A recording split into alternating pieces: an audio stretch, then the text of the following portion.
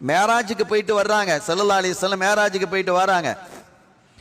வரும்போது அவங்க சொன்னாங்க, மேராஜ்னா 7 வானத்தையும் கடந்து போயிட்டு வந்திருக்கிறாங்க. முதல்ல அறிவிக்கிறாங்க, இன்று இரவு நான் பைத்தல் மக்தஸ் போயிட்டு திரும்பி வந்துட்டேன் அப்படின்னு சொல்றாங்க. மக்கள் மன்றியிலே அறிவிக்கிறாங்க. பெரிய பிரச்சனை ஆயிடுச்சு. சாத்தியமே இல்லை அன்றைய காலத்தில். அந்த காலத்தில் விமானங்கள் இல்லை, கார் இல்லை, பைக் இல்லை, சைக்கிள் இல்லை, எதுவும் இல்லை. அப்பவும் கிட்டத்தட்ட 1 மாத பயண தூரம் பைத்தல் மக்தஸ் என்பது. மக்கால் இருந்து 1 மாத பயண தூரம் போயிட்டு திரும்பி வர்றதா இன்னொரு மாதம், 2 மாசம். அங்க தங்காம போயிட்டு திரும்பி வர்றதா இருந்தா 2 மாசம் எடுக்கும். இந்த 2 மாத பயணத்தை ராத்திரி 9 மணி 10 மணிக்கெல்லாம் ஸல்லல்லாஹு அலைஹி வஸல்லம் அவர்களை அந்த காபிர்கள் பார்க்கறாங்க, முஷ்ரிக்கீன்கள் பார்க்கறாங்க. காலையில ஃபஜ்ர்ல சொல்றாங்க, ஃபஜ்ருடைய நேரத்தில் சொல்றாங்க, நான் போயிட்டு வந்துட்டேங்கறாங்க. பெட்வீன் கிட்டத்தட்ட மிஞ்சி போனா ஒரு 6 அல்லது 7 மணி நேரம் தான் இருக்கும். இந்த 7 மணி நேரத்துக்குள்ள 2 மாச பயண தூரம் போயிட்டு வர்றது எப்படி சாத்தியம் அது அப்படின்னு எல்லாருமே குழம்பிட்டாங்க. ஸல்லல்லாஹு அலைஹி வஸல்லம் அவர்களை நபி என்று ஏற்றுக்கொண்டிருந்த சிலரினுடைய கல்விலையும் கூட அது பிரச்சனை ஏற்பட்டது. இது எப்படி சாத்தியம்? இப்ப நான் ஒன்னு சொல்றேன்னு வைங்க. இப்ப நான் சொல்றேன், நான் மக்ரிபுடைய வக்து, உங்க உள்ள மக்ரிபுடைய வக்துல ஒரு 1 மணி நேரத்துக்கு முன்னால நான் அமெரிக்கால தான் இருந்தேன்னு சொன்னா நீங்க நம்புவீங்களா? 1 மணி நேரத்துக்கு முன்னால் நான் அமெரிக்காவில் இருந்தேன் என்று சொன்னால் இன்றைய காலத்திலேயே நம்ப முடியாது. சாத்தியமே இல்லை. அப்படி என்று இருக்கும் பொழுது அன்றைய காலத்தில், இன்றைய காலத்தில் வாகன வசதிகள்லாம் இருக்கு. ஆனா 1 மணி நேரத்தில் அங்கிருந்து வரக்கூடிய அளவுக்குலாம் முடியாது, நோ சான்ஸ். ஆனா அவங்க என்ன செஞ்சாங்க, ஸல்லல்லாஹு அலைஹி வஸல்லம் போயிட்டு வந்துட்டேன் அப்படிங்கிறாங்க அந்த காலத்துல. அப்ப அபூ ஜஹில் இருக்கிறானே, அபூ ஜஹில் சொன்னா மடையன் அர்த்தம். ஜஹில் தான் மடை, அபூண்டா தந்தை, மடையனின் தந்தை, மடமையின் தந்தைன்னு பேர் சொல்லுவாங்க. ஆனா அபூக்கு அந்த அர்த்தம் கிடையாது. தந்தையுடைய அர்த்தம், அபூக்கு பல அர்த்தம் இருக்குது. லாசிம் அர்த்தம் மடத்தன்மை உடையவன் அப்படின்னு அர்த்தம். இந்த மடத்தன்மை, இந்த பேர் யார் வச்சான்னு சொன்னா ஸல்லல்லாஹு அலைஹி வஸல்லம் வச்சாங்க. மக்கள்லாம் எப்படி கூப்பிடுவாங்க தெரியுமா? அபுல் ஹிகம், அறிவாளி என்று தான் கூப்பிடுவாங்க. அறிவின் தந்தை அப்படிங்கறத அறிவாளி தான் அர்த்தம். மகத்தான அறிவுக்கு சொந்தக்காரன் என்றுதான் மக்கள் கூப்பிடுவாங்க. ஏன்னா அவன் அவ்வளவு நுண்ணியா அறிவு இருந்தது.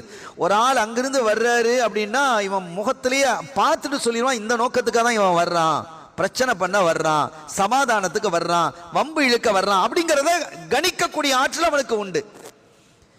அதே மாதிரி பேச்சும் உண்டு, அவன்கிட்ட நல்ல பேச்சு தன்மையும் உண்டு. அவன் என்ன செஞ்சான், ஸல்லல்லாஹு அலைஹி வஸல்லம் வந்து கேட்டான், நீங்க எப்படி போனீங்க?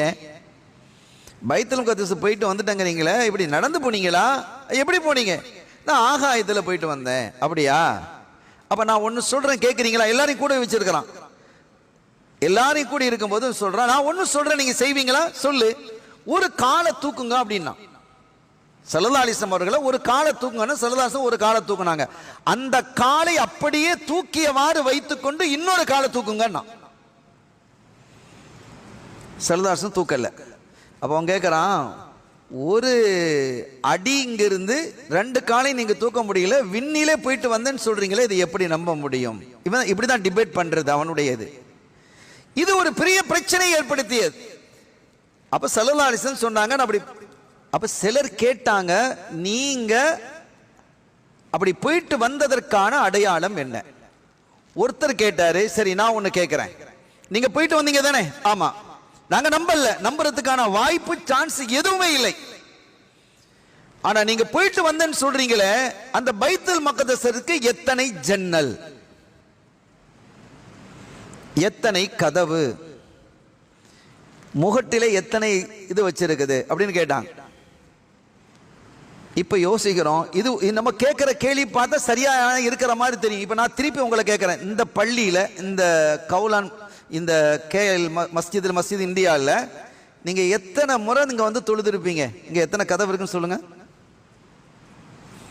இமாம சொல்லுங்க, முஅத்தின சொல்லுங்க. அது அல்ல, சொல்ல முடியாது. அது அல்ல நம்முடைய நோக்கம். நாம் இங்கே வந்தது தொழ வருகிறோம் தவிர ஜன்னலை எண்ணிக்கொண்டிருக்கவோ, ஃபேன் எத்தனை இருக்குது எண்ணிக்கொள்ளவோ, அல்லது வாசல் எத்தனை இருக்கிறது, நீங்க படியில இறங்கி போறீங்க எத்தனை படின்னு உங்களுக்கு தெரியுமா? இதுக்கா வர்ற நம்ம, இது இதனுடைய நோக்கம் அல்ல. ஆனா அது டிபேட்டுக்கு பொருத்தமானதாக இருக்கும், மக்களை திசை திருப்பும். இந்த டிபேட்டுங்கிறத இப்படிதான்.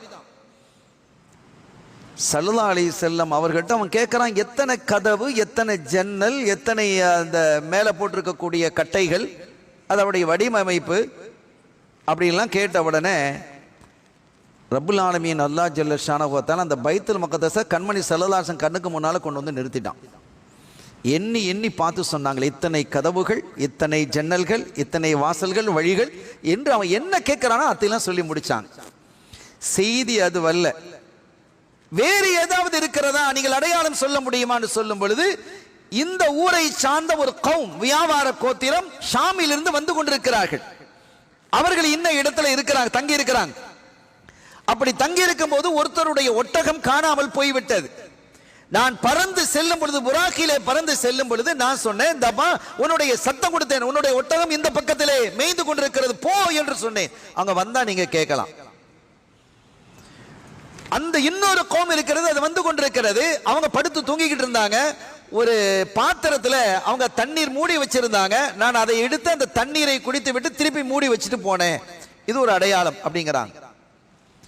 சொல்லிட்டு அடுத்தது சொல்றாங்க, இந்த முதலாவது வரக்கூடிய இந்த கூட்டம், ரெண்டு கூட்டத்தில் முதல் கூட்டம் நாளை சூரியன் அஸ்தமிக்கும் முன்பாக இதற்குள்ள வந்துருவாங்க, மக்காவினுடைய எல்லையில என்ட்ராயிடுவாங்க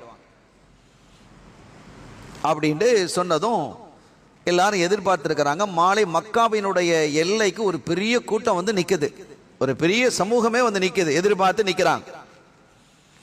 கண்ணுக்கு எட்டிய தூரம் வரை அந்த கௌம காணல.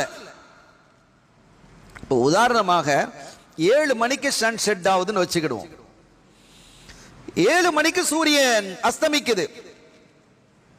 தூரத்துல இருந்து நம்ம பார்க்கிறோம். இப்ப மணி 6:50 உதாரணத்துக்கு, மணி 6:50 ஆகும், 10 நிமிஷம் இருக்கு. நம்ம தூரத்திலே பார்க்கிறோம். தூரத்திலே அவர்கள் தெரிந்தாலும், நமக்கு கண்ணுக்கு எட்டிய தூரத்தில் அவர்கள் தெரிந்தாலும் 7 மணிக்குள்ளால் இங்க வர முடியாது அப்படிங்கிற ஒரு நிலை உருவாச்சு. எல்லாருக்கும் கிண்டலும் கேலியும் சிரிப்பும் அப்படியே நடக்குது. 6:55, 6:57, 6:58 தூரத்தில் தெரியல, தூரத்தில் தெரியல. 2 நிமிஷம் இருக்குது. சுமார் 10-15 நிமிஷத்துக்கு முன்பாக அது தெரிந்தாலும் கூட அவர்கள் இங்க வந்து சேர முடியாது. ஆனா 2 நிமிடங்கள் இருக்குது, எப்படி வந்து சேர முடியும்? எல்லாம் திகைத்து நிற்கிறார்கள், அப்படியே திகைச்சு நிற்கிறாங்க. நேரம் போகுது, போய்கிட்டே இருக்குது. ஆனா சூரியன் அஸ்தமிக்கவில்லை. ரொம்ப தூரத்தில் அந்த கௌம் வர்றது தெரிய ஆரம்பிச்சது. அப்படியே வர்றாங்க, வந்துகிட்டே இருக்கிறாங்க. சூரியன் அஸ்தமிக்க இல்லை, நேரம் போய்கிட்டு இருக்குது. 7 மணிக்கு அஸ்தமிக்க வேண்டிய சூரியன் 7:05, 7:10, 7:15 கடந்தும் சென்று கொண்டிருக்கிறது. அது அடையவில்லை. மாறாக அந்த கௌம் உள்ளே வந்து சேர்ந்ததற்கு பிறகு சூரியன் அஸ்தமிக்கிறது. அதிசயித்து போனார்கள். மனசுல யாருக்கெல்லாம் கலல் ஏற்பட்டதோ அவர்களெல்லாம் தங்களுடைய அந்த கலலை, அந்த குழப்பத்தை நீக்கி கொண்டார்கள். வரலாற்றை படிக்கிறோம்.